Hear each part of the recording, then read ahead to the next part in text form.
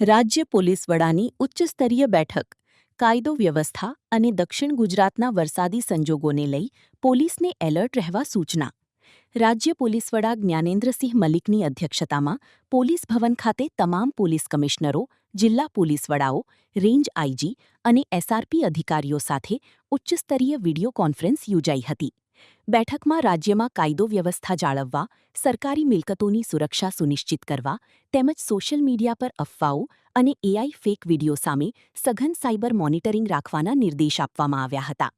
સાથે જ દક્ષિણ ગુજરાતમાં ભારે વરસાદની સ્થિતિને ધ્યાનમાં રાખી રાહત બચાવ કામગીરી, સ્થળાંતર અને આપત્તિ વ્યવસ્થાપનમાં વહીવટીતંત્ર સાથે સંકલન જાળવી પોલીસ અને એસઆરપીની ટીમોને એલર્ટ મોડ પર રહેવા સૂચના આપવામાં આવી હતી.